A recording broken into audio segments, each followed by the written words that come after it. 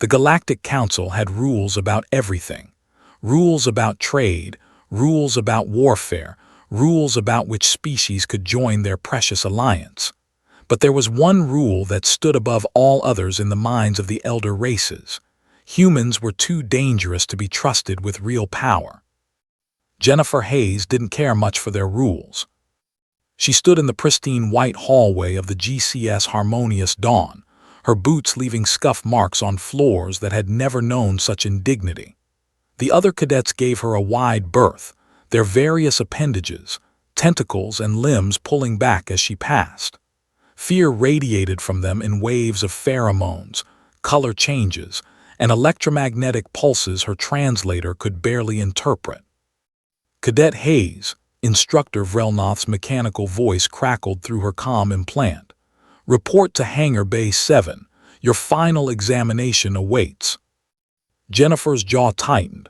She'd known this was coming. Every human who'd attempted to join the Galactic Defense Fleet had faced the same examination.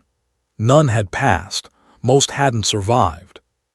Kevin was waiting for her outside the hangar, his lean frame propped against the bulkhead. His dark eyes met hers with an understanding that needed no words.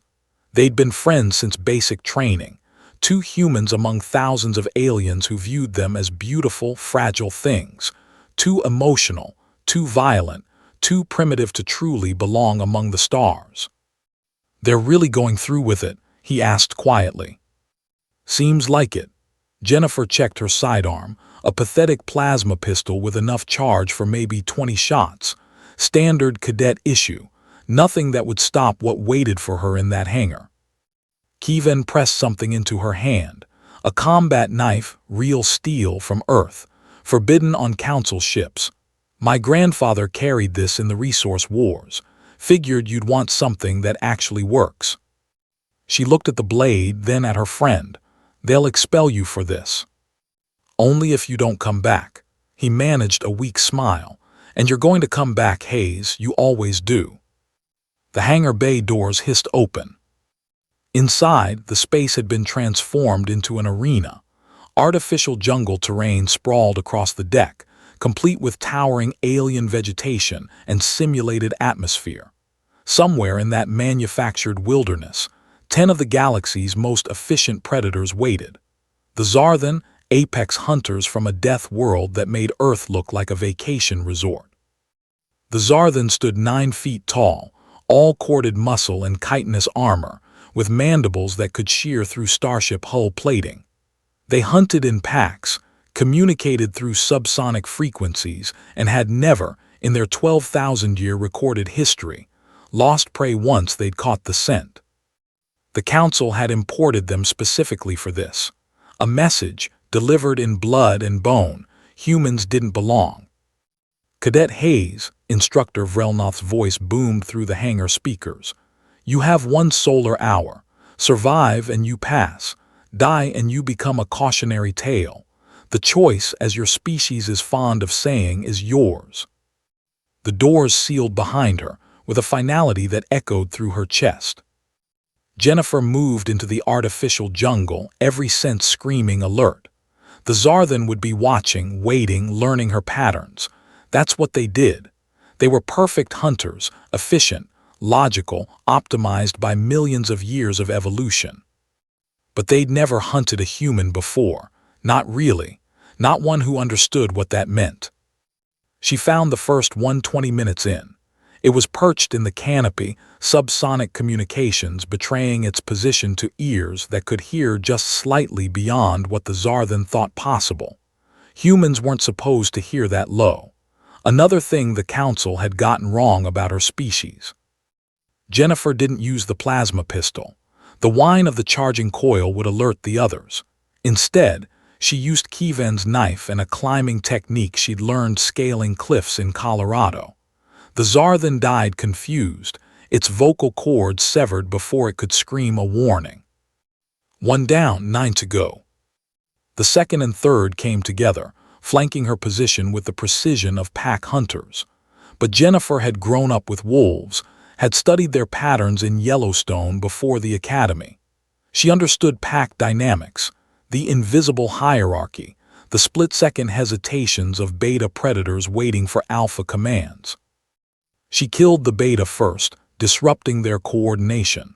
The alpha hesitated for a fraction of a second, confused by tactics that violated its understanding of prey behavior. That hesitation cost it everything. The plasma pistol finally spoke, and superheated particles turned chitin to slag. 3 down, her hour was half gone. The remaining 7 adapted. They stopped hunting like Zarthan and started hunting like they thought a human would hunt, surrounding her, cutting off exits, using their superior strength and numbers. It was a good strategy. It might have worked on any other species. But humans had spent 200,000 years being the prey before they became predators. They remembered what it felt like to be hunted by things bigger, stronger, and faster.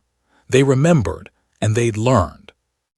Jennifer led them deeper into the artificial jungle, toward the thermal vents she'd spotted during her initial reconnaissance. The Zarthan had excellent thermal camouflage. Their body temperatures matched their environment within 0.3 degrees. So she changed the environment. The emergency override on the thermal vents was easy to access. Council safety regulations demanded it. When the superheated steam erupted across the hunting ground, the Zarthans suddenly stood out like beacons. Their camouflage, their perfect adaptation betrayed them. Jennifer moved through the steam like a ghost, knife and pistol working in concert. The Zarthan fell in ones and twos, their subsonic communications turning to confusion, then fear, then silence. The last one was the largest, clearly the apex predator of the pack. It charged her head-on, mandibles spread, all pretense of stealth abandoned. Pure, primal fury. Jennifer stood her ground. The knife went into the gap between chitin plates at its throat. The plasma pistol, empty now, she used as a club, shattering the complex eyes that had tracked 1,000 kills. When it fell, she fell with it, exhausted, bleeding from a dozen minor wounds. 47 minutes had elapsed. The hangar doors opened. Medical teams rushed in, then stopped, frozen by what they saw. Jennifer Hayes stood among the corpses of 10 Zarthan, covered in their blue-black blood. And in her hands she carried their skulls, all 10, severed with Kievan's knife and arranged in a neat stack. She walked across the hangar floor, each step deliberate, and placed the skulls at Instructor Vrelnoth's feet. "You wanted to know if humans belong in your fleet," Jennifer said, her voice perfectly steady despite her exhaustion. "Here's my answer." The silence that followed was absolute. Kievan watched from the observation deck as the council's representatives began to arrive, their outrage already building. Humans were supposed to be beautiful, fragile things, emotional, primitive, controllable. Jennifer Hayes had just proven that everything they believed was a comfortable lie. 2 weeks later, the council issued new regulations regarding human integration into the defense fleet. Not restrictions, accommodations, training programs redesigned, command tracks opened, a future that had been closed now reluctantly unlocked. Jennifer never spoke about what happened in that hangar, but every human cadet who came after her knew the story, knew that when the galaxy tried to break one of their own, she'd broken the galaxy's expectations instead. And in the quiet moments, when Kievan asked her if she regretted any of it, Jennifer would simply smile and touch the combat knife she now wore openly on her belt. Regulations be damned. "They wanted to see what humans do when cornered," she'd say.